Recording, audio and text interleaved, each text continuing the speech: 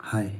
तो आज की इस वीडियो पे हम जानने वाला है राजीव गांधी यूनिवर्सिटी में जो आपका रिजर्वेशन और जो आपका वेटेज सिस्टम होता है उसको हम कम्प्लीटली डिटेल्स से यहाँ पे जानने की कोशिश करेंगे। ठीक है। पिछले वीडियो पे हमने बात किया था राजीव गांधी यूनिवर्सिटी में आपका सीट डिस्ट्रीब्यूशंस अलग अलग डिपार्टमेंट में अलग अलग कैटेगरी के लोग को कितना कितना परसेंट जो सीट है वो डिस्ट्रीब्यूट किया जाता है, रिजर्व करके रखा जाता है। वो सारा चीज़ हमने पिछले वीडियो पे बात किया था और उसको अभी तक आपने नहीं देखा है तो आप देख सकते हैं। मेरा YouTube channel and Facebook page पर मिल जाएगा वो वीडियो। वहाँ पे आपको ये जानने को मिलेगा कि राजीव गांधी यूनिवर्सिटी में सीट्स जो है कि आपका कैटेगरी के हिसाब से कैसे डिस्ट्रीब्यूट किया जाता है, कैसे करके रखा हुआ है, वो डिटेल्स आप जानने को मिलेगा। तो आज के इस वीडियो पे जो एडमिशन्स लेने के लिए जैसे कि कुछ कुछ रिजर्वेशंस रहता है, कुछ कुछ एक्स्ट्रा मार्क्स जो वेटेज सिस्टम होता है उसका बेसिस पे आपका जैसे कि अभी 2026 एंड 2027 एकेडमिक सेशन से लेके आगे तक राजीव गांधी यूनिवर्सिटी ने कहा है कि 100% जो एडमिशन्स है वो CUET के थ्रू से होगा।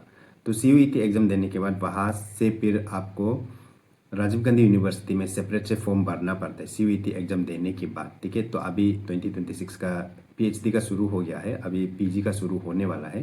तो वो भी ये महीना के लास्ट तक शुरू हो जाएगा होगा।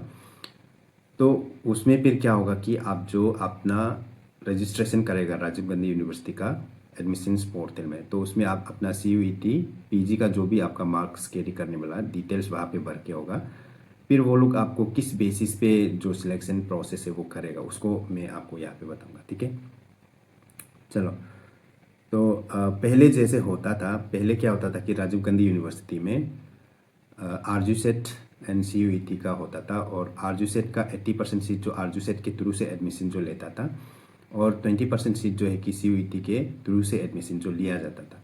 और अभी क्या है कि 100% आपका CUET के थ्रू से एडमिशन लेगा और पहले जैसे रिजर्वेशन और वेटेज वगैरह देता था वो अभी भी आपको देखने को मिलेगा। जैसे कि इन केस अगर आपने राजीव गांधी यूनिवर्सिटी से एफिलेटेड वाला किसी भी कॉलेज से अरुणाचल के अंदर किसी भी कॉलेज से ग्रेजुएशन करके आता है तो आपको 10% आपने CUET में जितना मार्क्स कैरी किया है उसका 10% आपको प्लस किया जाएगा।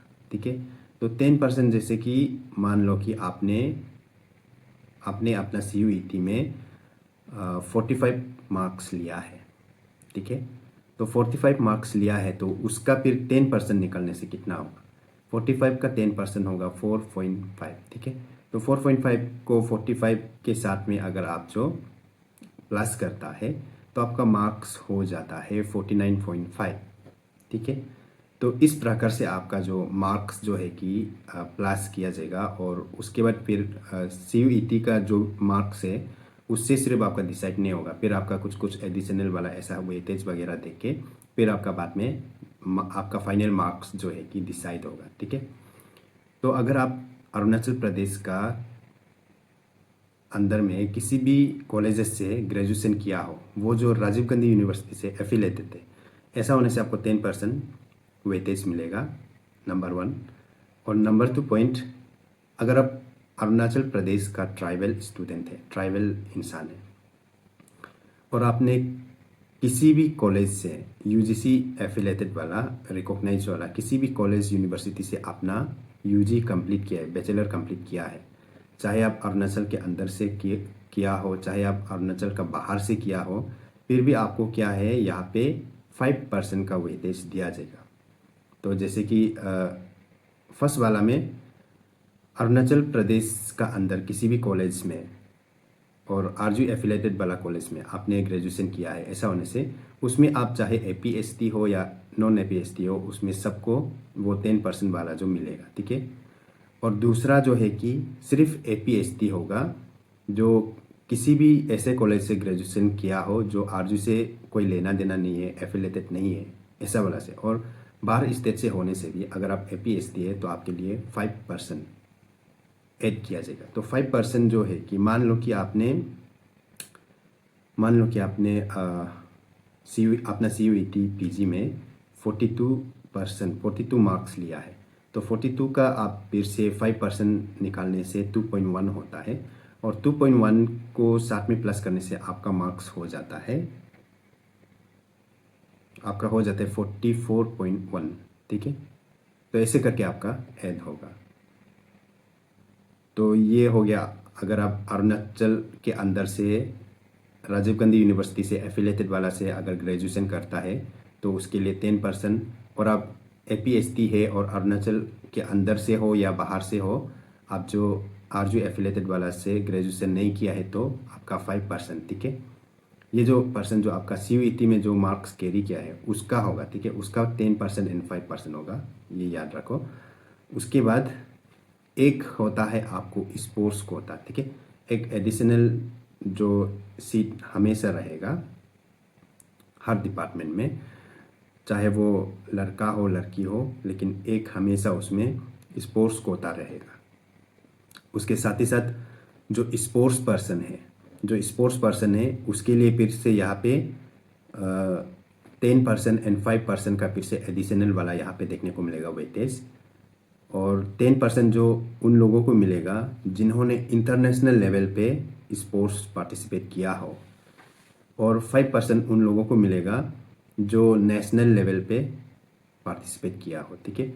और एक है 3% जो इंटर यूनिवर्सिटी का कुछ स्पोर्ट्स में आपने पार्टिसिपेट वगैरह किया है, ऐसा कुछ होने से तो आपको 3% मिलेगा, ठीक है। और ये भी आपका जो CUET PG में जितना मार्क्स कैरी किया है उसमें अगर आपने इंटरनेशनल लेवल पे कंट्री को रिप्रेजेंट किया है, ऐसा होने से आपने जितना CUET PG में कैरी किए है उसका 10% निकाल के उसमें प्लस किया जाएगा।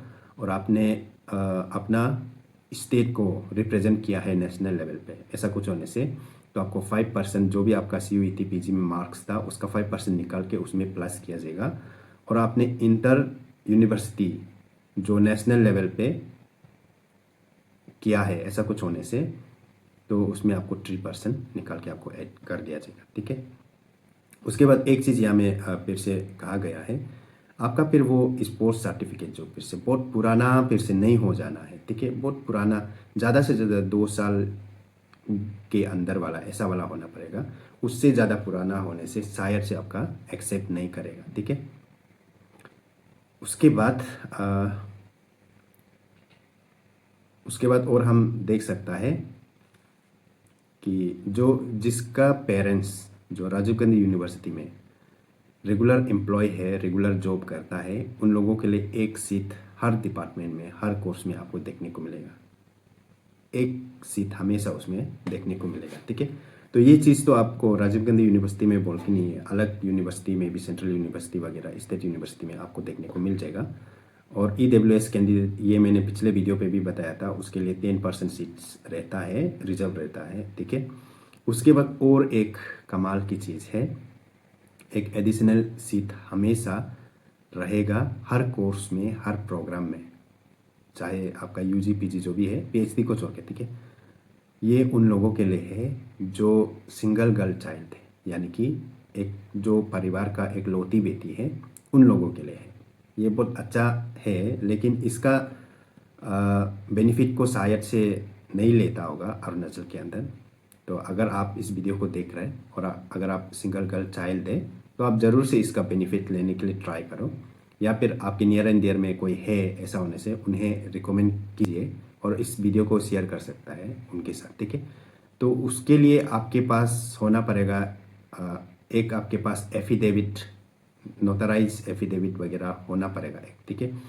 एफिडेविट बनाना है आप जो सिंगल गर्ल चाइल्ड है करके, और उसको नोटरी से आपका सिग्नेचर, सील सिग्नेचर वगैरह लेना है, या फिर आप किसी भी मतलब ये से मजिस्ट्रेट से आपका एक सील सिग्नेचर वगैरह लेना है।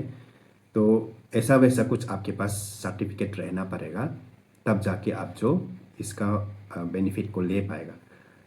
भले ही आप सिंगल गर्ल चाइल्ड होने से भी आपके पास कोई प्रूफ नहीं है, कोई डॉक्यूमेंट्स नहीं है, ऐसा होने से आप नहीं ले पाएगा। तो अगर आप सिंगल गर्ल चाइल्ड है, एक लौती बेटी है परिवार में, तो ऐसा वैसा कुछ बना के रख लीजिए, बाद में आपको यहाँ पे बोल के नहीं है, अलग दूसरा जगह पे भी काम आ सकता है, ठीक है। ये हो गया। उसके बाद अभी आते हैं हम NSS वॉलंटियर एंड NCC का, ठीक है। तो 2020 2003 तक आई थिंक 2024 तक सब कुछ ठीक था। एनएसएस एनसीसी का भी 2024 तक सब ठीक ठीक था, लेकिन 2025 से लेके अभी तक जो आपका एनएसएस वॉलंटियर है और आप एनसीसी कुछ आपने कॉलेज समय को किया है, ऐसा वैसा होने से कॉलेज हम लोग 3 साल करके आते हैं। तो फिर वॉलंटियर करना भी मतलब एनएसएस वॉलंटियर बनना भी इजी वाला काम नहीं है। आप अपना क्लासेस मिस करते हो, काफ़ी सारी चीज़ मिस करते हो, आप सोशल सर्विस वगैरह करते हो। ऐसा करके आपने 3 साल उसमें लगाता है अपना टाइम, एनर्जी, सब कुछ।